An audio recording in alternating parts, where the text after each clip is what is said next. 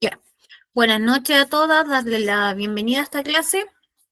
Ya nos van quedando poquitas clases para terminar nuestro curso, ¿cierto? Así que la idea es que eh, puedan asistir a las últimas clases que nos quedan para que estén preparadas para sus ensayos.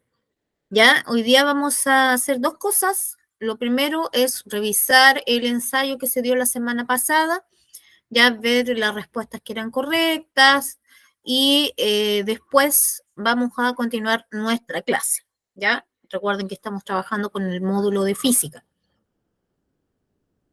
¿ya? Así que voy a empezar a compartir pantalla.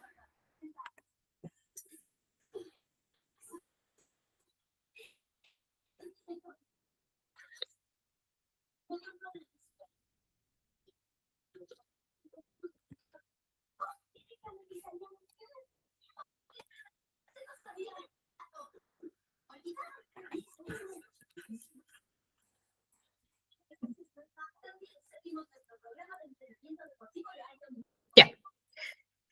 Este era el ensayo entonces que ustedes desarrollaron la semana pasada. La primera pregunta decía: Gabriela tiene 3 cubos de hielo de diferentes volúmenes. Coloca cada cubo de hielo en vasos que contienen la misma cantidad de agua, tal como muestra la figura. ¿En cuál de los 3 vasos el hielo flotará? ¿Ya?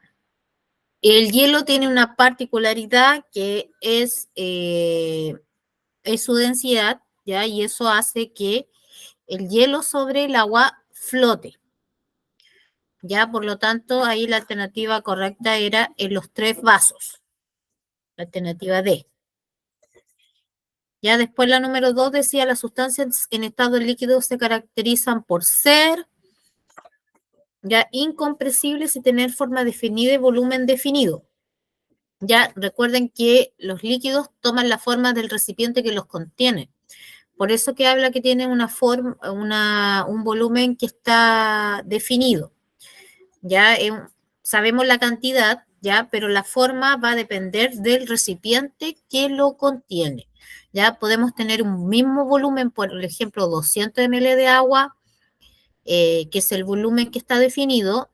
Los podemos colocar en un vaso, en una taza, en un jarro, ya. Por eso que se habla de forma indefinida, ya, y que no se puede comprimir, a diferencia del gas, que sí es compresible. Ya, la número 3 decía: al derretirse un helado, ¿cuál de las siguientes características se mantendrá constante? Ya, la masa. ¿Por qué? Porque solo cuando algo se derrite, nos está hablando de un cambio físico, ya, no de un cambio químico. Ya, por lo tanto, si yo tuviera que volver a amasar esa sustancia, tendría la misma cantidad.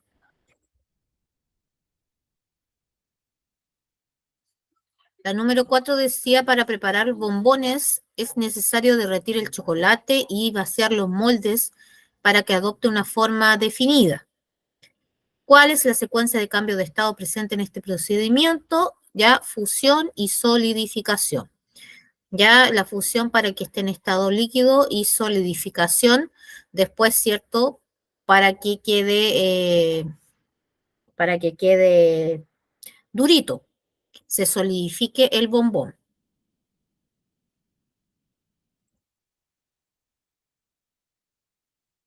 La número 5 decía cuál o cuáles corresponden a compuestos. Ya, aquí hay un error en esta pregunta porque la prueba decía que era la 1, la 2 y la 3. Ya, el oxígeno no es un compuesto, el oxígeno es una molécula. Para yo hablar de compuesto, ya necesito que sus constituyentes tengan distintos elementos. Por ejemplo, el amoníaco tiene nitrógeno e hidrógeno. La glucosa tiene carbono, hidrógeno y oxígeno. ¿Ya? Por lo tanto, esos sí son compuestos, ¿ya? Porque están formados por átomos de diferente naturaleza. En cambio, el oxígeno es una molécula, ¿ya? Porque está formada por el mismo tipo de átomo. Ya, la número 6 decía un cambio se clasifica como irreversible cuando ya se altera la estructura molecular del objeto. Ya, eso era un cambio que es irreversible. Si yo afecto la estructura de sus moléculas, eso va a generar que ese cambio sea irreversible, que no pueda volver atrás.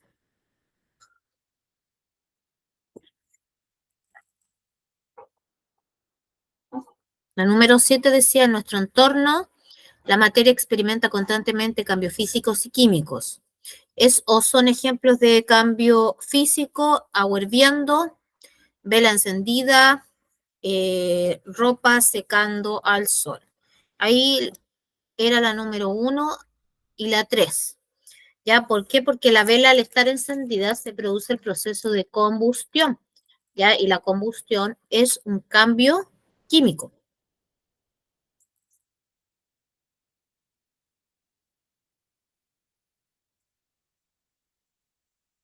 La número 8 decía, la imagen muestra el efecto de la presión sobre el volumen de dos gases que reaccionan en el interior de un sistema cerrado en distintas condiciones de presión. La reacción ocurre primero a una presión 0 y luego, espérame, hijito, bajo una presión 1. ¿Cuál de las siguientes predicciones es correcta con respecto a la experiencia descrita? Ya, hijo, espérame. Oye, tengo un mosquito molestándome acá. La reacción bajo la presión. Hola, yo soy tu hijo. Calladito. La reacción bajo la presión P1 debiese ser más lenta, ya que existe una disminución de la energía cinética a las moléculas reaccionantes. Esa era la respuesta correcta. Ya, me dan un minutito, vuelvo enseguida.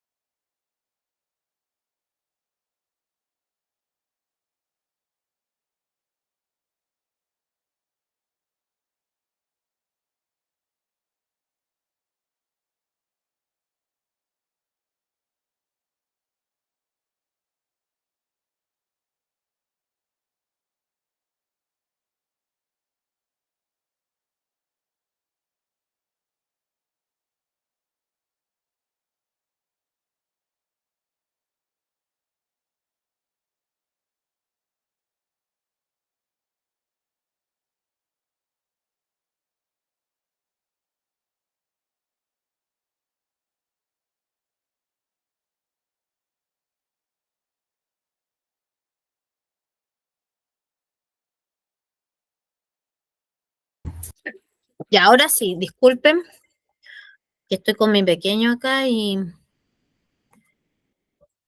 me pide que te cambie el televisor. Veamos la pregunta número 9.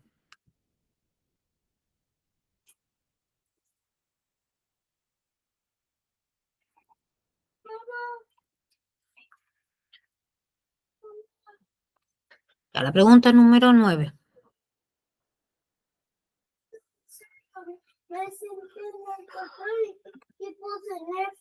Esperemos un segundito.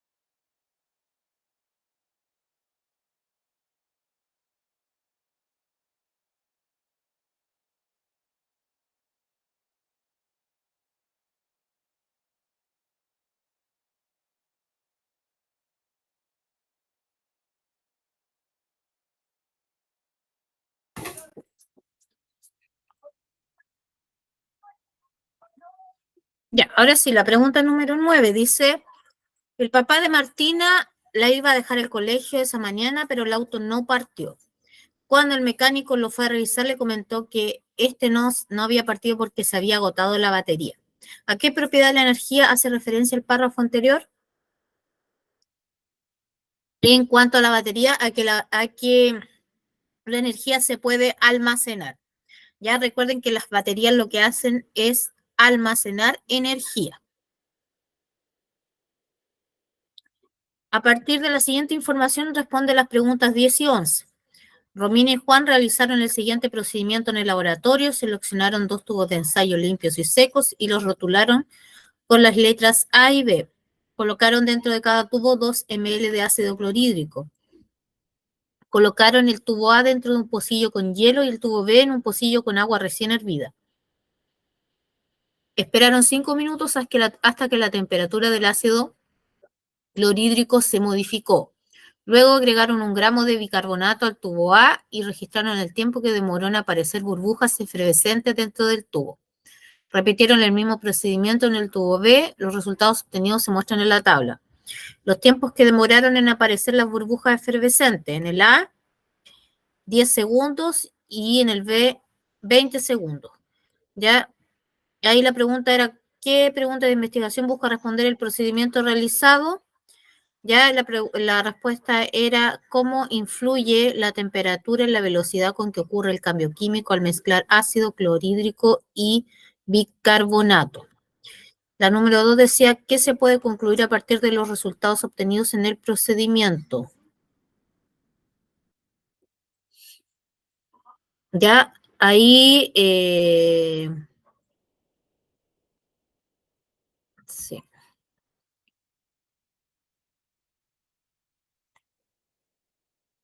Ahí la respuesta correcta era, mientras mayor es la temperatura, menor es la velocidad con que ocurren los cambios químicos. Ya recuerden que en el primer vasito, el primer tubo estaba en un ambiente con hielo y el otro estaba en un ambiente con agua a temperatura ambiente. Ya, la 12 decía, ¿cuál de los siguientes enunciados explica el concepto de calor? Ya, y la respuesta era, corresponde a la cantidad de energía que adquieren las moléculas al aumentar su temperatura.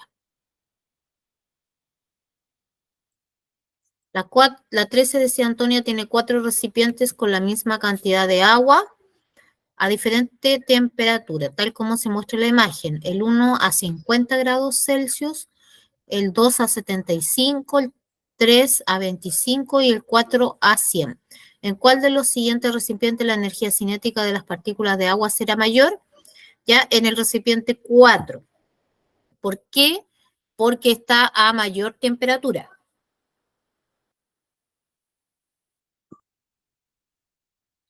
A partir de la siguiente información responde las preguntas 14 y 15. La 14 decía, la siguiente imagen corresponde a la curva del calentamiento de una sustancia X. Si en el punto A la sustancia se encuentra en estado sólido, ¿cuál será su estado en el tramo DE? Ya decían que acá, en el punto A, estaba en estado sólido. ¿Ya? ¿Cuál será la temperatura en el DE? Ya, de líquido a gaseoso. ¿Ya? ¿Por qué? Porque acá si ustedes se fijan en el gráfico, voy a agrandar esto. Aquí dice la temperatura de fusión decía. ¿Ya? Entonces aquí se convierte el líquido, aquí está el líquido. Y en el D empieza a producirse la ebullición, es decir, el paso desde el líquido a gaseoso. ¿Ya? Por eso que la respuesta correcta era líquido a gaseoso. Esta es la curva de calentamiento del agua. Ya, la 15 decía qué cambios experimentarán las partículas de la sustancia en el tramo CD. ¿Ya? Y la respuesta era su energía cinética aumentará en relación al del tramo BC. ¿Ya? Ya en el tramo CD. Ya ese era el tramo CD, ¿cierto? Aquí estábamos hablando de que la temperatura de fusión de hielo pasa a líquido, por lo tanto, aquí va en subida hacia temperatura de ebullición, por lo tanto, el movimiento de las partículas es mucho mayor. ¿Cuál es una ventaja del uso de la energía solar? Produce energía eléctrica sin ningún tipo de contaminación, ¿ya? Esa es una ventaja.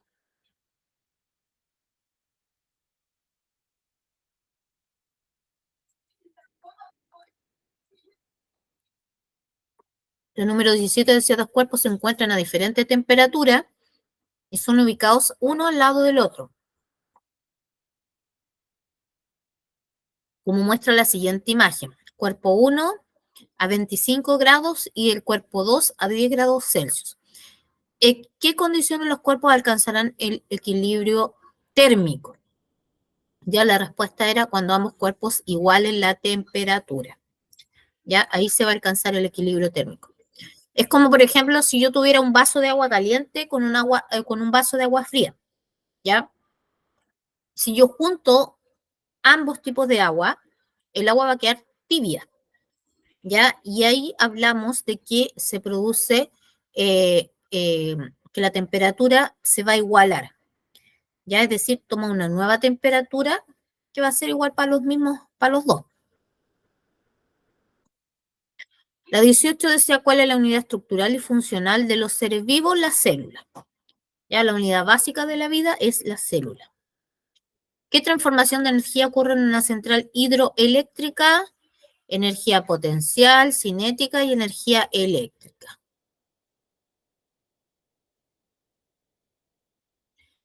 ¿Ya? ¿Cuál es una ventaja de la producción de energía eléctrica a través de una central hidroeléctrica? Es que altera el ecosistema. ¿Cuál es la desventaja?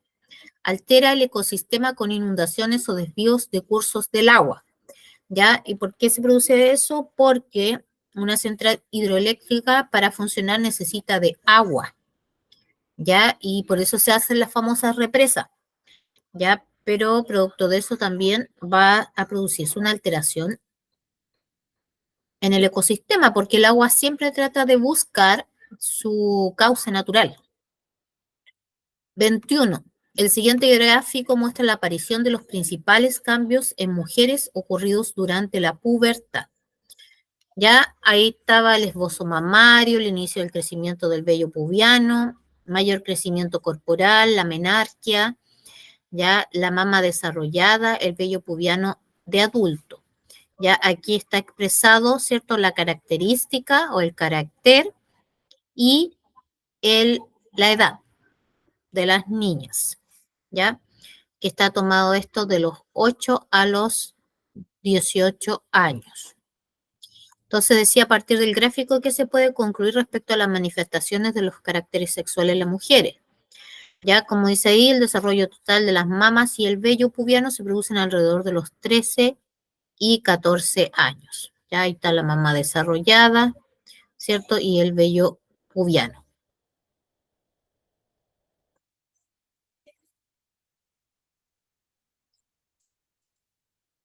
Después la 22 decía, la siguiente tabla muestra la edad en que se presentó la menarquia, primera menstruación, a un grupo de 80 mujeres de diferente edad, todas ellas en la etapa de la adultez, a partir de la información que se puede concluir respecto a la edad en que se produce la menarquia. Ahí está la edad en rango, ¿cierto? El rango de edad de los 9 a 11 años habían 26 mujeres, de los 12 a 15, 31, de los 16 a los 18 años 15 y sobre los 18, 8 mujeres. Ya la conclusión es que la mayoría de las mujeres la menarquia ocurrió después de los 9 años y antes de los 16 años. Ya la mayoría.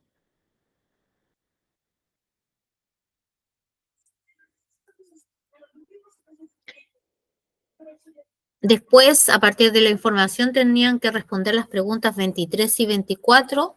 Un científico realizó el siguiente procedimiento, seleccionó 3 grupos, el 1, el 2 y el 3, de pollos de la misma edad y con las mismas características físicas. A los individuos del grupo 1 les extirpó los testículos. A los individuos del grupo 2 no les extirpó los testículos y a los del 3 les extirpó los testículos y los trasplantó de manera cruzada. Transcurrido el tiempo, observó en qué grupos había desarrollo de caracteres sexuales como el crecimiento de la cresta, el aumento del tamaño, el cambio de coloración y el crecimiento de las plumas. La siguiente imagen resume los resultados del experimento.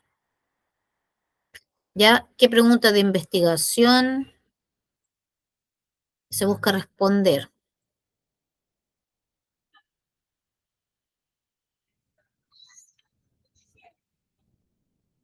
¿Ya? Y ahí la respuesta correcta era la C. ¿Cómo se relaciona la presencia de testículos con la aparición de caracteres sexuales en los gallos?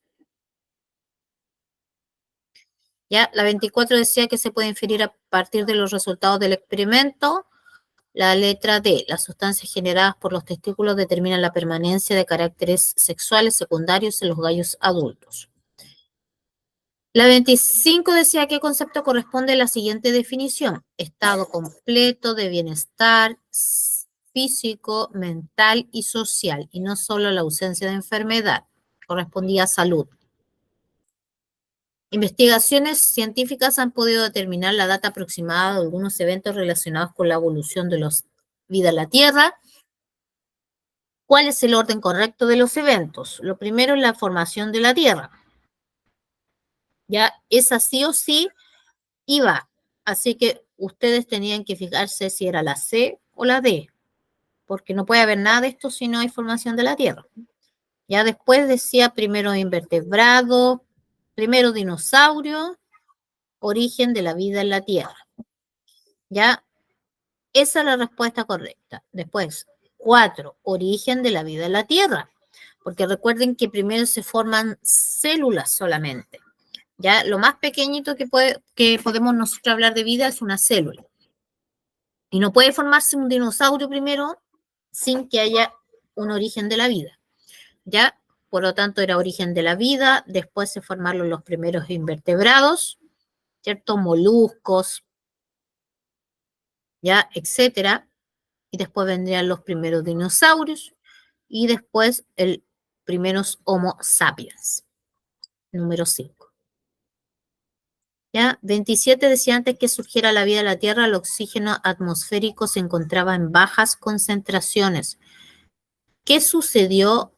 ¿Qué suceso inició la formación de atmósfera actual rica en oxígeno?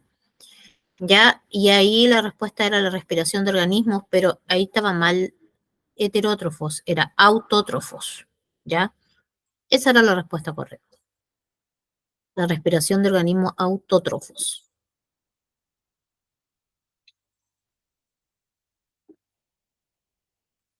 ¿Cuál de los siguientes enunciados corresponde a una evidencia que apoya la teoría de la evolución? Ya la respuesta correcta era: los embriones de los animales se parecen en etapas tempranas, lo que se da cuenta de un antepasado común. La 29, la lactancia materna es un hábito recomendado de forma transversal por los médicos y especialistas de la salud. ¿Cuál de las siguientes opciones corresponden a las consecuencias positivas de la lactancia? Ya ahí era el fortalecimiento del sistema inmune del bebé, la transmisión de los nutrientes necesarios para el bebé y el beneficio emocional por el contacto madre-bebé. Ya era la letra C. La no podía ser esta porque decía transmisión de secciones de ADN para el genotipo del bebé. No, pues eso no se puede transmitir a través de la leche materna. ¿Ya? 30. Las sustancias, de acuerdo con su composición, se pueden clasificar en diferentes tipos. ¿Qué tipo de sustancia es el cloruro de sodio? Es un compuesto. Está conformado por dos elementos diferentes, cloro y sodio. ¿Ya? Por lo tanto, era un compuesto. Ya, esa era el ensayo de la clase anterior. Ya, en general, ¿cómo les fue? Porque yo no he revisado todavía los resultados. Pero los que lo hicieron, la Damari, la María, Vicente, ¿Cómo, profe? No lo entendí. ¿cómo les fue en el ensayo anterior? Ah, en el de antes me fue mejor que ahora. Ya. Pero este no estaba difícil. Yo lo encontré difícil, profe. Pero si se dan cuenta, tiene que ver mucho con la lectura, con la comprensión lectora, Sí, eso sí. porque hay que ir viendo pregunta por pregunta y hay cosas que se pueden sacar por aplicando la lógica, ¿ya? Y otras obviamente que requieren el conocimiento. Pero, hijo, pero hay que ser cuidadoso en cuanto a la lectura. Cuando ustedes hagan su prueba real, es importante que se den el tiempo de leer la pregunta, de ir subrayando ahí cuál es la información, qué es lo que se me está preguntando, qué datos tengo, y a partir de eso entonces poder llegar a una respuesta. ¿Ya? Ya, vamos a empezar la clase de hoy día. Les voy a, les voy a compartir el PPT. Ya nos van quedando como 3 clases más o menos.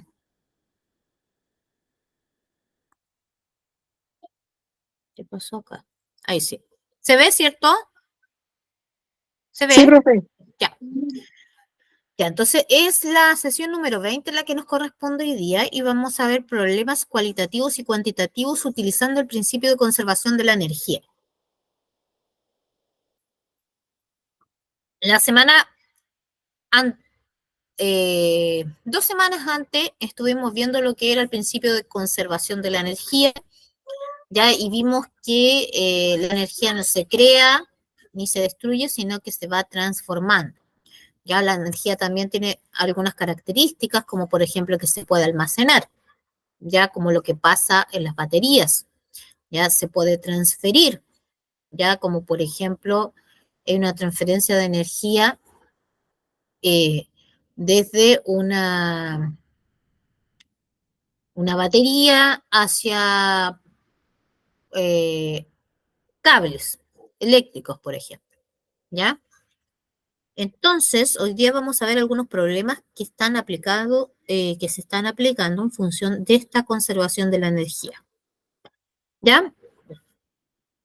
Recordando, ya, como dice ahí en resumen, una simple acción como prender el interruptor de la lámpara de nuestro hogar para poder iluminar, requiere el funcionamiento de un complejo sistema eléctrico, ya que es dinámico y que está influido por múltiples variables. Ya por esta simple acción como apagarlas cuando no son necesarias genera grandes ahorros en este complejo sistema, ¿cierto? Entonces aquí veíamos nosotros el recorrido de la energía, que parte acá, ¿cierto? Tendido eléctrico, las torres de energía que alimentan la iluminaria, los hogares, etcétera. Y como decía ahí, basta con apretar el interruptor para que nosotros podamos ver esa manifestación de la energía. Ya hay una transformación de la energía eléctrica en energía luminosa. Ya vamos a recordar en qué consistía este principio de conservación de la energía a través de este videíto. ¿Ya? ¿Qué pasó con el video acá?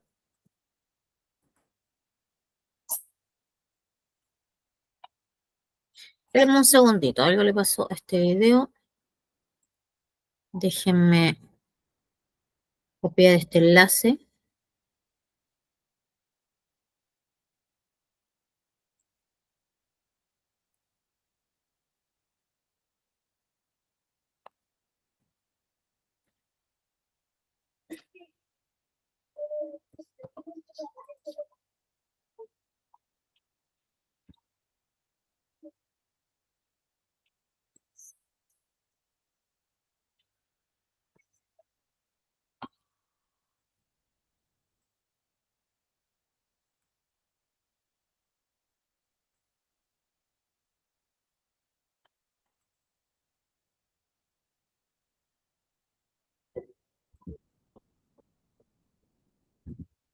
Ahora sí.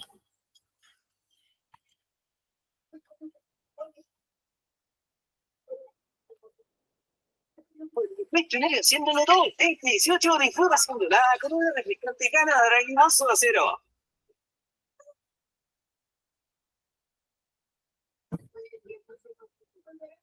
La energía es una propiedad de los sistemas que se manifiesta al ser transferida hacia o desde un objeto. Por lo general, se asocia a la realización de un trabajo o al aumento o disminución de la temperatura. Existen muchos tipos de energía, de entre los cuales podemos destacar la energía calorífica, que incrementa o disminuye la temperatura de los objetos, las ondas mecánicas, por ejemplo, las que se generan en un terremoto, o bien las ondas que se propagan por el aire, que son responsables del sonido, la energía eléctrica, las ondas electromagnéticas que van desde los rayos gamma, la ultravioleta, la luz visible, las ondas de radio, etcétera, o el trabajo, que es una forma de transferencia de energía mecánica.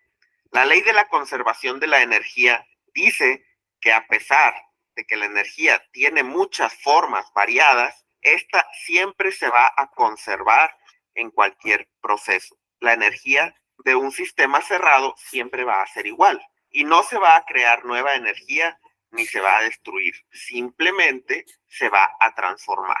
Esto aplica para cualquier proceso que existe en el universo. Por ejemplo, al encender un ventilador, la energía eléctrica que se está utilizando se convierte en energía mecánica, que se da con el movimiento de las aspas, y calor, puesto que el motor se calienta al funcionar. Los paneles solares toman la energía de la luz del sol y la convierten en energía eléctrica y además liberan algo de calor. Otro proceso muy distinto, como es el salir a correr, toma la energía química de los enlaces de las moléculas energéticas como los carbohidratos y las grasas y las transforma en un trabajo que se refleja en el movimiento del cuerpo y además también genera calor, puesto que al correr aumenta nuestra temperatura. Como podemos ver, en todos los casos existe alguna fuente de energía que en el proceso se transformará en tipos de energía diferente, pero la constante es que siempre hay algo de calor generado. En general podemos decir que siempre que haya un proceso en el que se transforme energía, una parte de esa energía va a ser liberada en forma de calor, puesto que ningún proceso es 100% eficiente.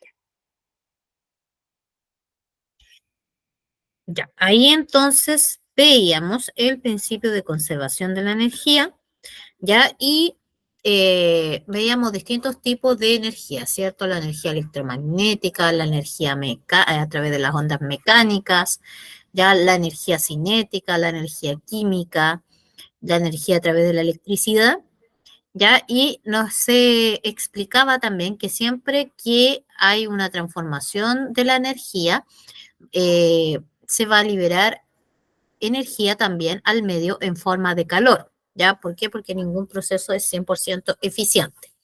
¿Ya? El trabajo mecánico es un tipo de manifestación de la energía también. ¿Ya? Y en física es una... En la rama de la mecánica, ya se entiende por trabajo mecánico a la acción de una fuerza sobre un cuerpo en reposo o movimiento, de tal modo que produzca un desplazamiento.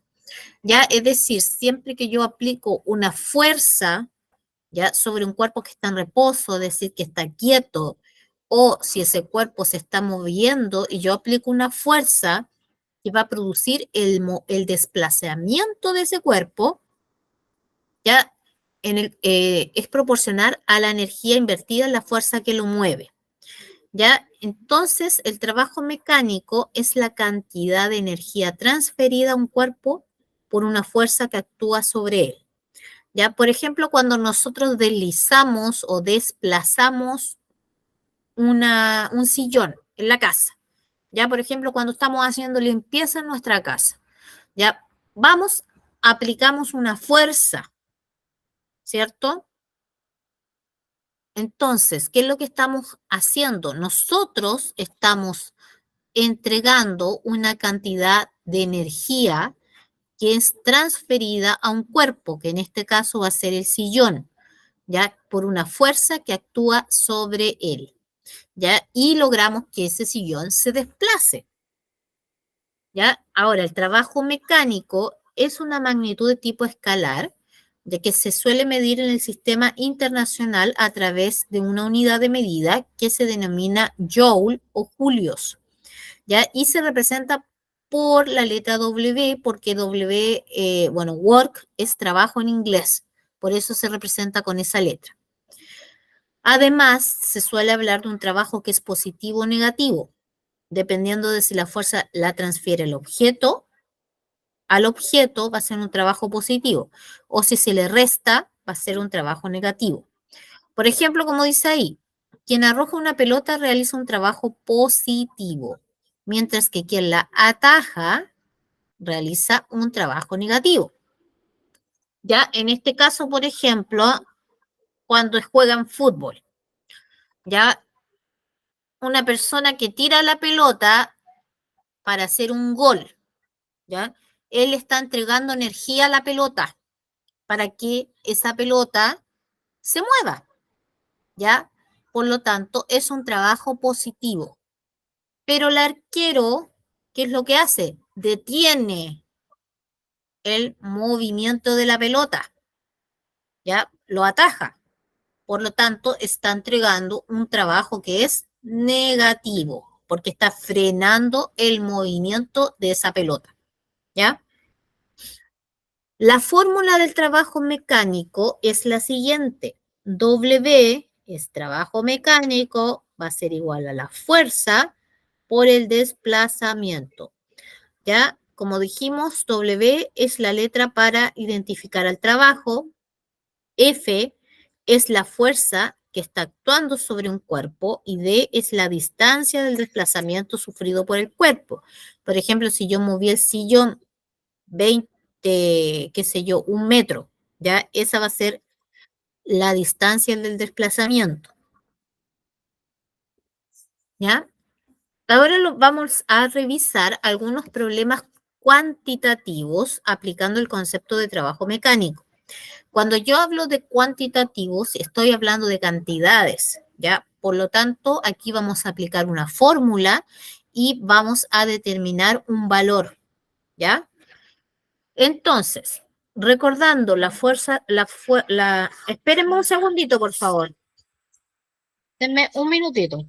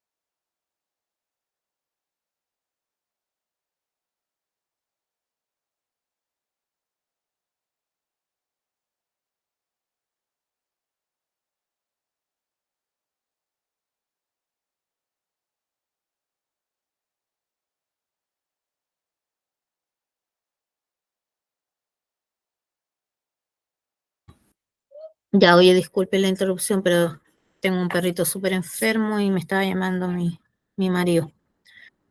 Tranquila, profe. Ay, ya.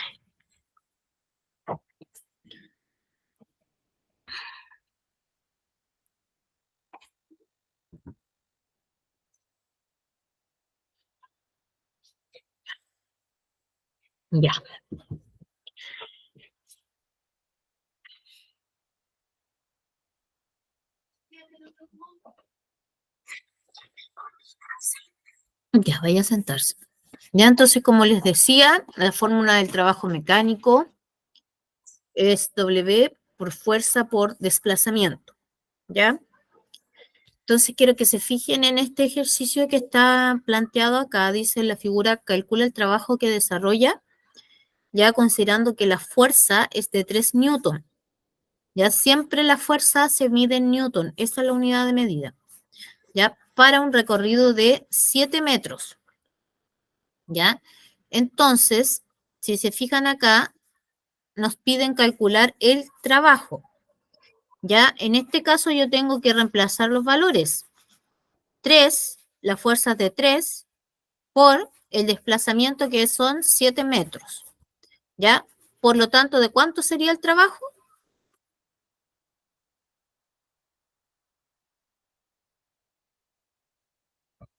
Si yo reemplazo los valores,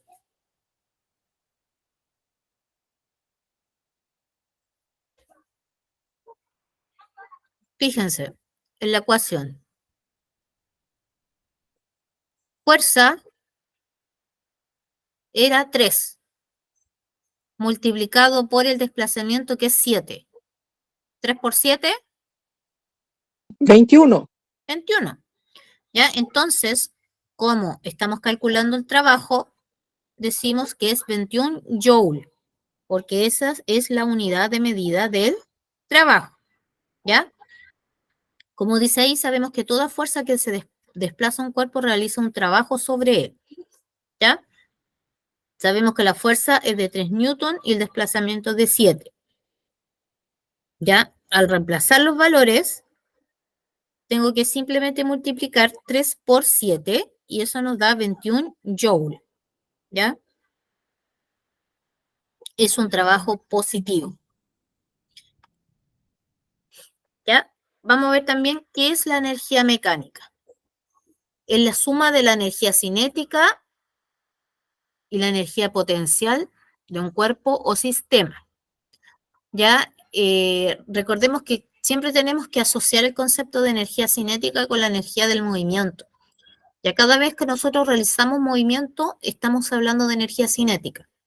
Y la energía potencial es la energía que presentamos, ya que todo cuerpo tiene. Por ejemplo, si yo tengo una batería, una pila, ya esa pila tiene energía potencial.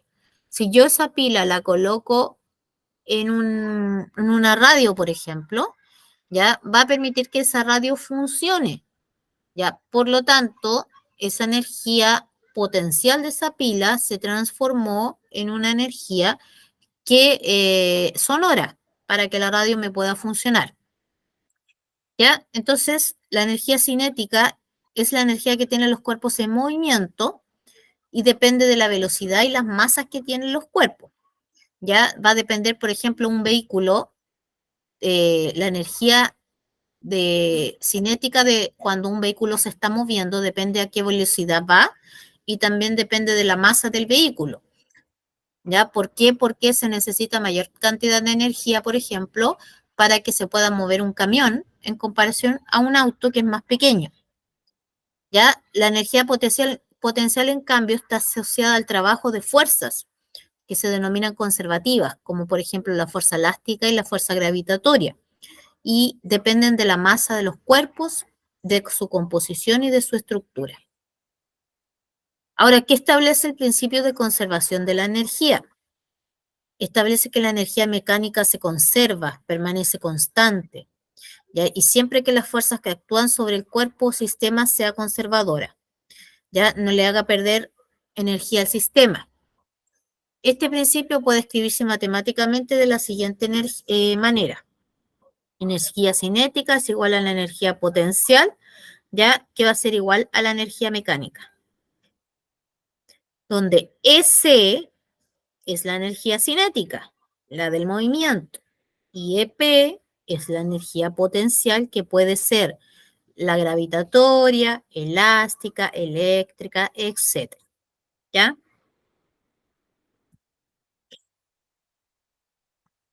Ya. Algunos problemas cualitativos donde se aplica el principio de conservación de la energía. Ya. Anteriormente vimos un ejemplo de problema cuantitativo. Ese significaba cantidad.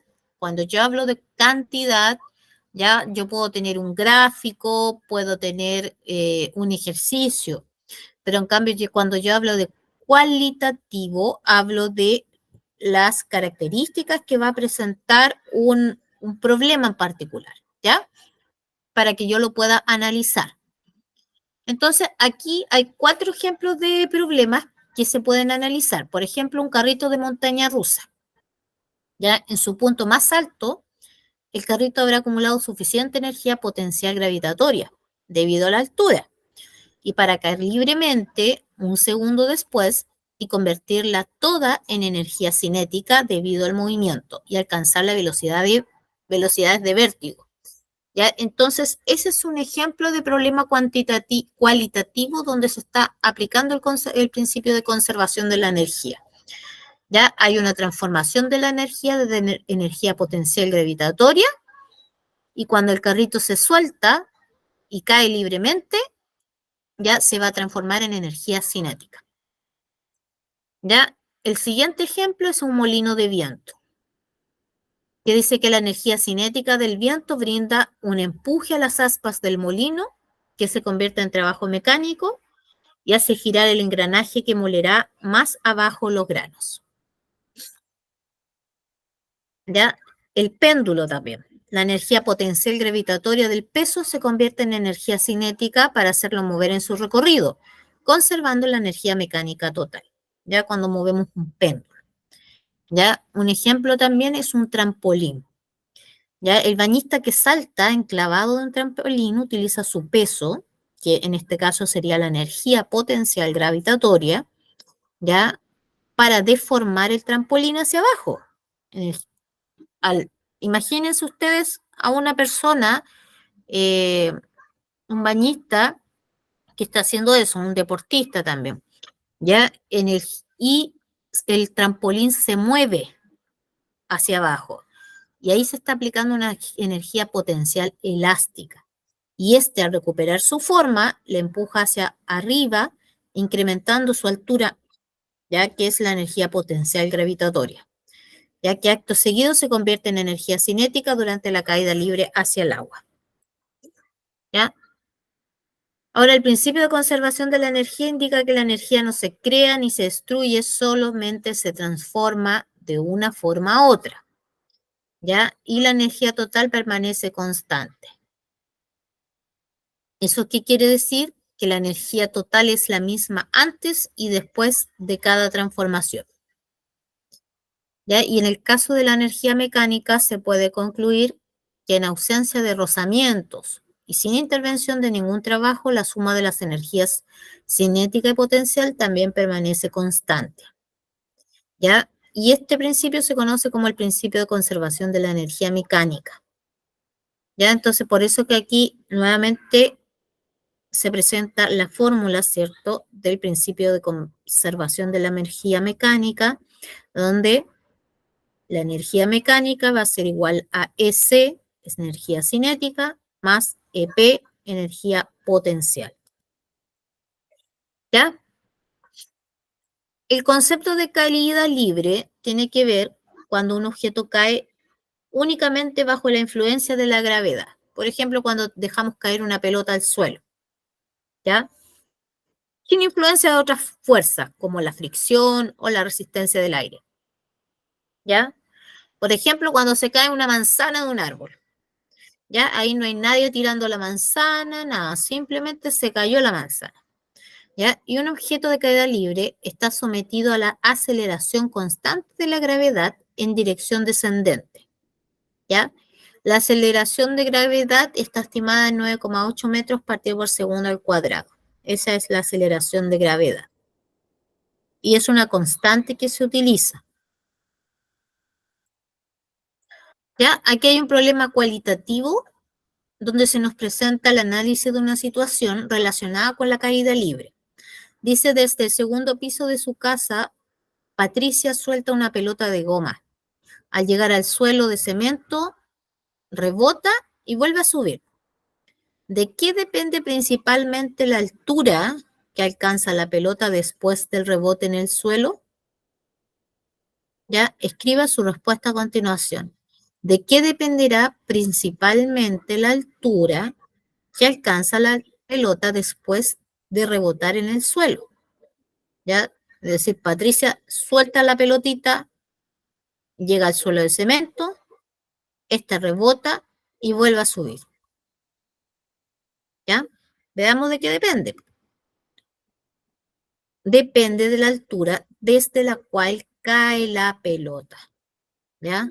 Es decir, va a depender si Patricia estaba en el segundo, bueno, aquí dice que está desde el segundo piso de su casa. ¿Ya? Por lo tanto, va a depender de la altura de la cual cae la pelota. ¿Ya? Eso va a depender el rebote que dé la pelota hacia arriba. ¿Ya? Sería distinto, por ejemplo, si la Patricia la tirara de un edificio de 4 pisos. ¿Ya? Por eso que la respuesta correcta ahí era que dependía de la altura desde la cual cae la pelota. ¿Ya? Veamos este experimento casero de ley de conservación de la energía mecánica, que es bastante simple, pero es bien... no sé por qué no se grabaron acá los... Espérenme un segundito. No se grabaron bien estos videos acá.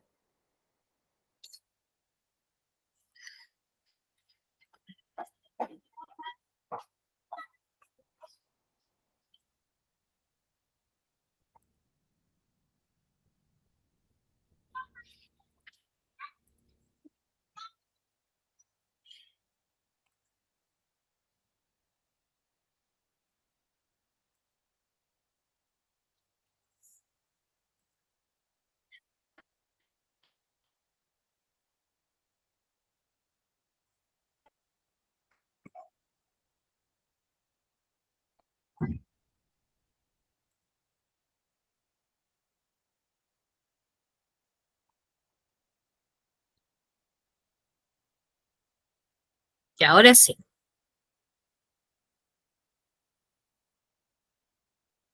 Buenas tardes, estudiantes. En el experimento que veremos a continuación, veremos cómo se refleja la ley y el principio de conservación de la energía mecánica cuando dejamos caer un carrito por medio de una rampa.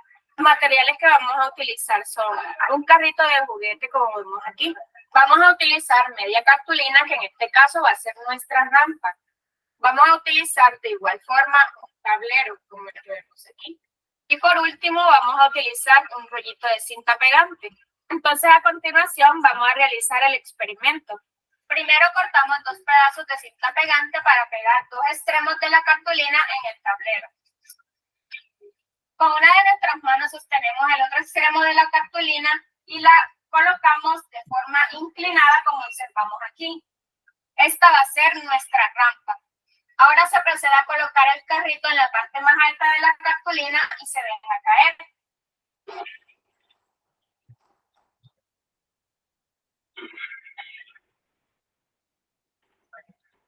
Entonces, muchachos, a continuación vamos a observar el análisis de este experimento.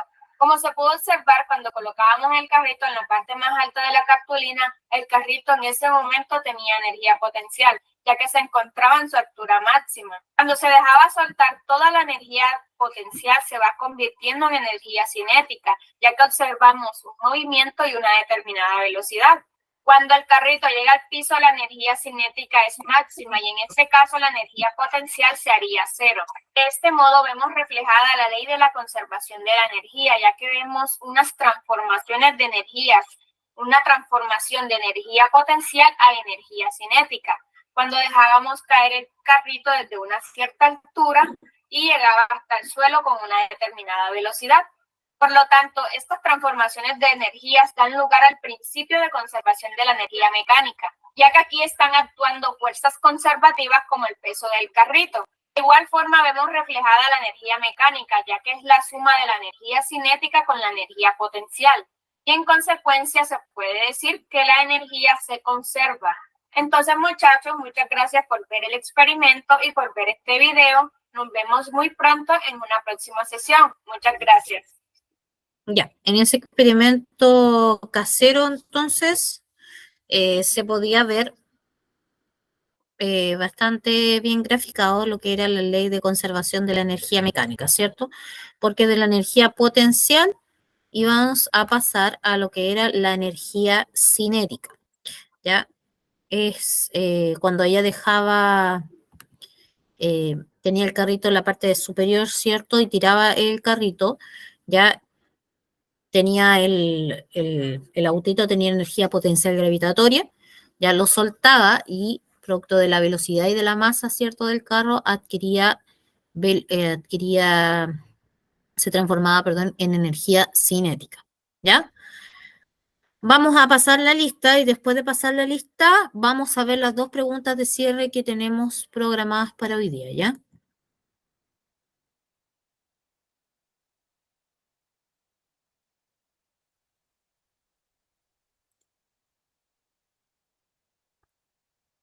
Ya. Vicente, Presente. Úrsula,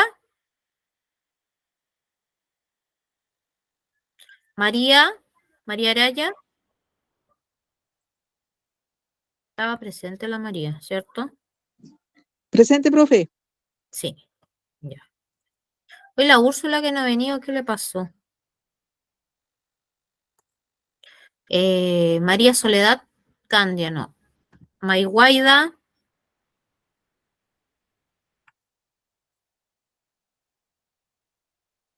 Natalie, Alejandro, no. Alexis tampoco. Damaris. Estaba la Damaris, ¿cierto? Presente. Sí.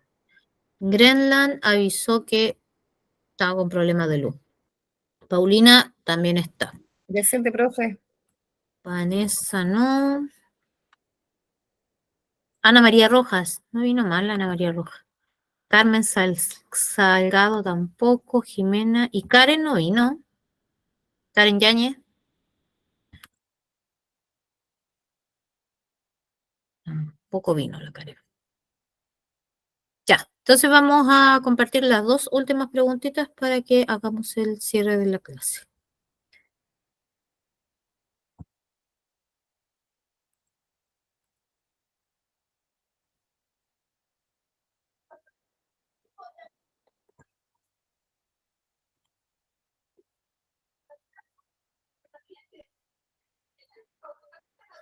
Ya. Decía, el péndulo de la imagen se encuentra en estado... Uf, ¿qué le pasó a esto?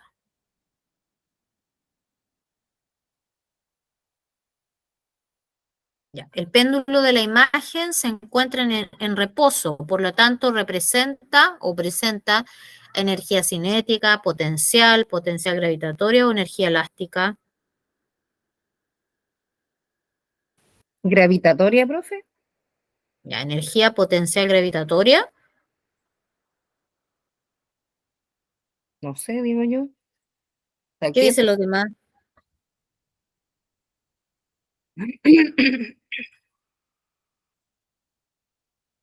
Está quieto, está en reposo, Sí. ¿ya? La respuesta correcta es energía potencial, solita, ¿ya? ¿Por qué no ¿No es es gravitatoria? ¿Por qué no es gravitatoria? Porque si se dan cuenta, el péndulo está suspendido sobre un hilo, ¿cierto? Que lo Sí. mantiene quieto. Ya, por ejemplo, si la pelota estuviera sin el hilo y la dejo caer, ahí hablo de energía potencial gravitatoria porque es algo que va a caer. Cuando yo hablo de energía potencial gravitatoria es algo que cae, ya que no está sujetado de nada, en este caso. Ah, profe, ya. Ya, ahora entendí. La número 2 dice, observa el esquema y a partir de él determina qué sucede con la energía cinética cuando el arquero lanza la flecha. Ya, ahí dice energía potencial. El niño lanza la flecha, ¿cierto? Y ahí dice la energía cinética es igual a 0, la energía cinética aumenta con respecto a la potencial, la energía cinética es menor, la energía cinética se pierde. La B, profe. Claro, es la B. La energía cinética aumenta con respecto a la potencia. ¿Ya? ¿Por qué? Porque aquí teníamos, por ejemplo, cierta cantidad de energía, ¿cierto? Como se va transfiriendo y se convierte en energía cinética, esta tiende a disminuir y esta va a aumentar. ¿Ya? Por lo tanto, es la B. ¿Ya? Ya. Esa sería la alternativa correcta. Vamos a ponerle guardar acá, va a guardar los cambios que se hicieron.